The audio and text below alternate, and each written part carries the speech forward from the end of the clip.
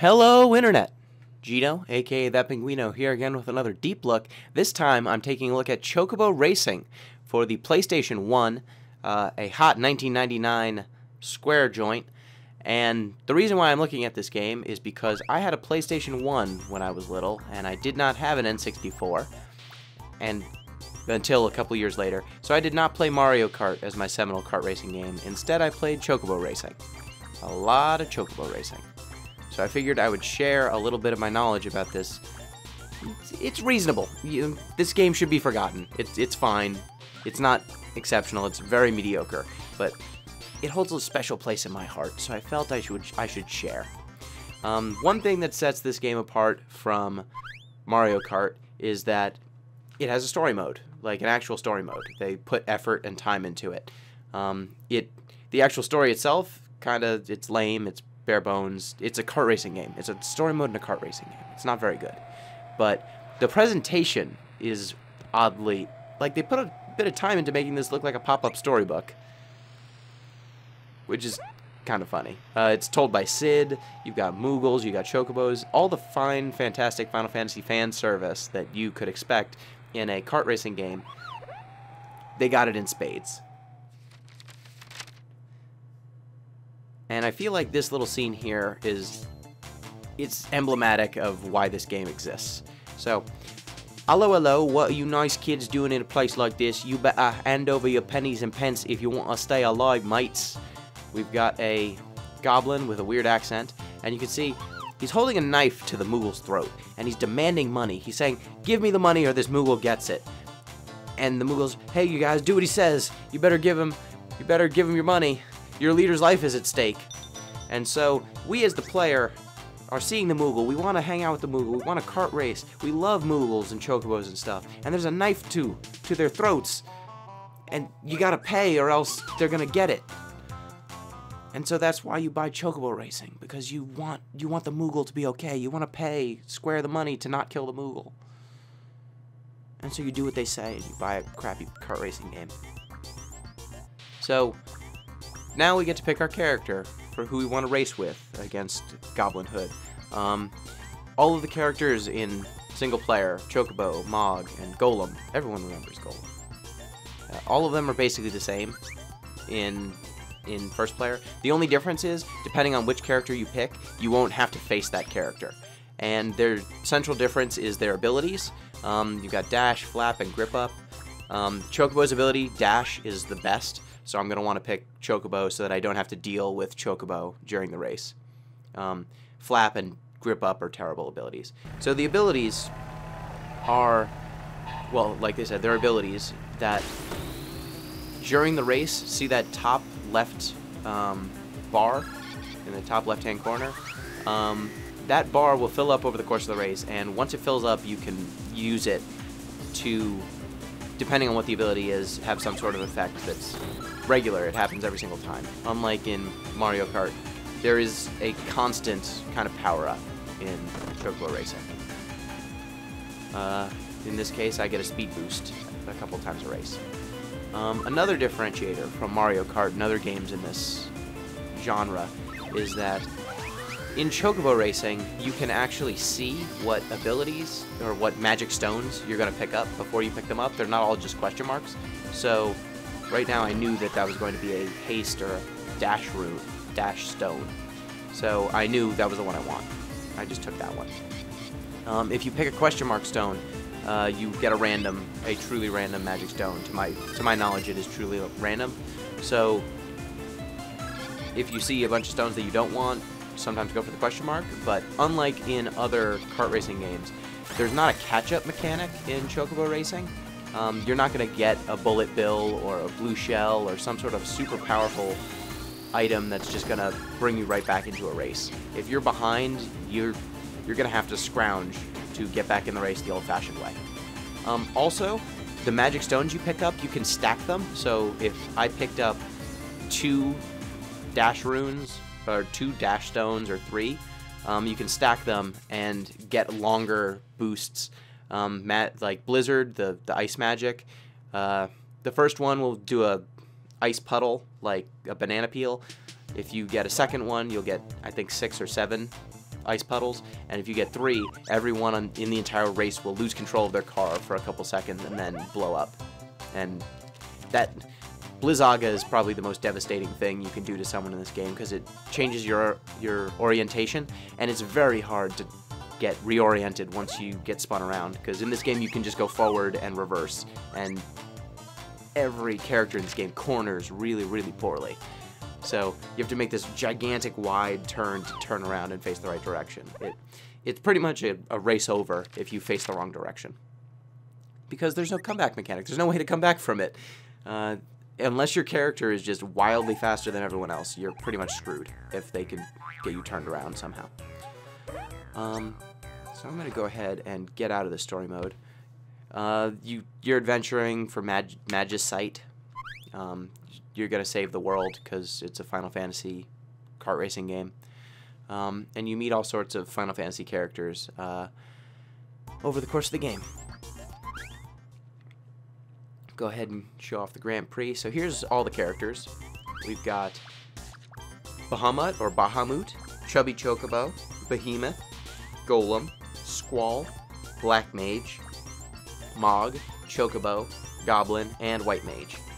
So on top of those characters, you have to unlock Bahamut and Squall. But every time you beat story mode, you'll unlock a character. So first it's Bahamut, then Squall. Then I think it's up to 10 times more. You still have more characters you can unlock, like Cid's Tank, and Moomba from Final Fantasy VIII, and Cloud on a motorcycle. There's a whole bunch of crazy unlocks, like you can unlock the SS Invincible from Final Fantasy I. You can unlock Aya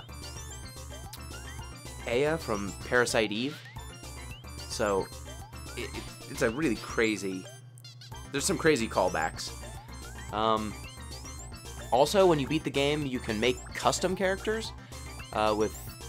Basically, it rates you on a scale from 1 to 100 based on your performance in the story mode, and based on those, you can make custom characters that are even better.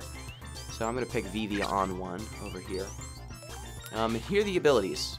You got Mega Flare that rains fireballs on all your foes. It's like using a blue shell on every other racer. So Mega Flare is really strong. You got Barrier that protects you from attacks. It's really good when you're thinking you're going to be front running. It stops people from messing with you quite so much. Receive, any magic stones used on you, you will receive. So if you get hit with a Thundaga, you'll get a Thundaga stone. Mug steals an enemy's magic. Dash is a speed boost. Charge is a short speed boost that if you run into someone, it spins them out. Grip Up makes your vehicle handle better. Don't pick Grip Up, it's bad. Flap lets you fly over bad terrain, but again, there's like no bad terrain in this game, so it's almost useless. Cutting some corners is not worth an ability that mostly does nothing.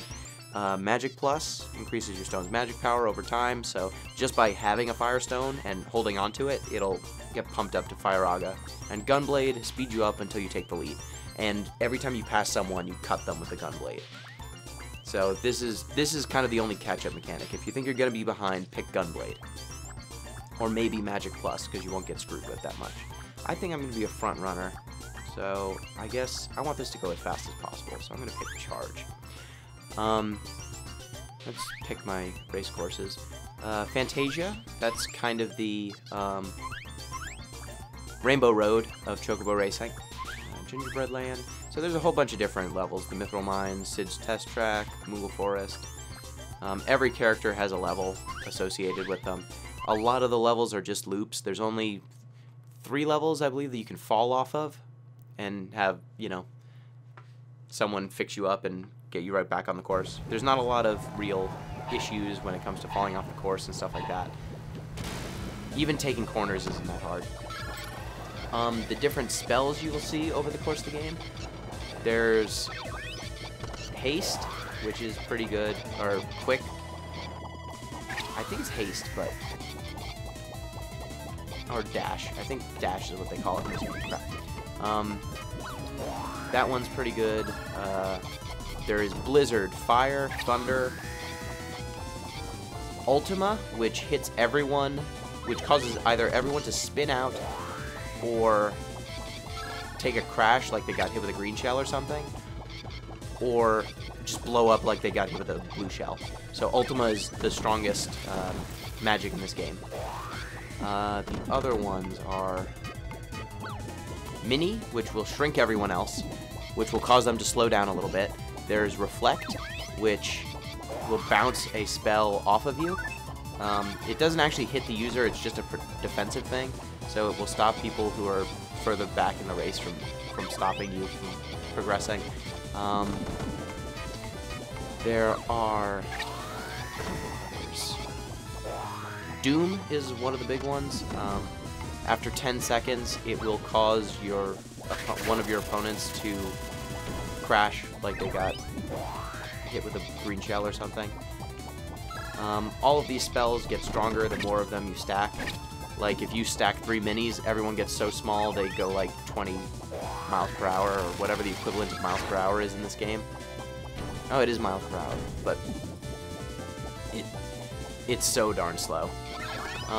The characters you make custom are so much better than almost every other character that it's really hard to lose. I could run off this track so many times and still not lose. Again, this is by far the most difficult course in the entire game.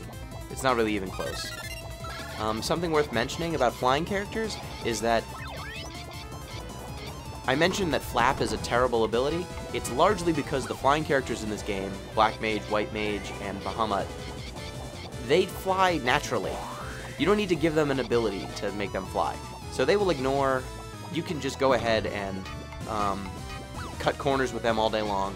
You can fly over all of the ice puddles without worry.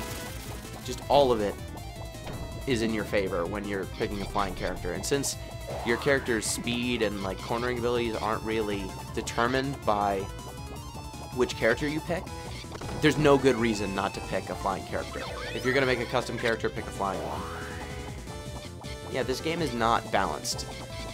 The abilities are not balanced. The characters, there are characters that are definitively better than others. It's fun for me because it's Final Fantasy fan service and I'm a Final Fantasy fan, but this game is really mediocre. I can't really sugarcoat that. As a game, it's a fun kart racer.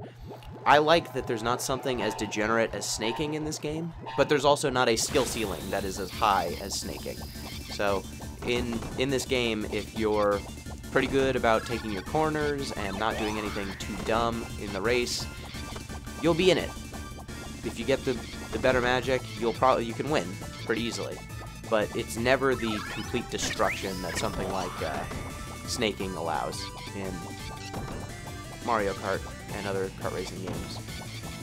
There just isn't that high of a skill ceiling, unfortunately. I don't think there's going to be a competitive Chocobo Racing scene. But oh my goodness, that would be so good. Please, someone watching, start a competitive Chocobo Racing scene. Can we get that going? Someone. I would do that. I would do that in a heartbeat. Oh, and there's Mega Flare. Like I said, it's like a blue shell. It's real strong. So that's the look at Chocobo Racing. It's got this Final Fantasy VIII track in it. I like it. I like Delling City in kart racing form. That's kind of cool. It's got a lot of fan service, just for Square in general. It is the it's kind of Dissidia-y, but kart racing. You have to be in the mood for kart racing for this game, but it's not awful. Mediocre, not awful. So, hope you learned something about Chocobo Racing. Hopefully, the next time I talk to you, there will be an official Chocobo Racing League, esports, pro, Chocobo, something. So, till next time, I hope you enjoyed this video. Hope you learned something about this forgotten classic. Till next time, peace.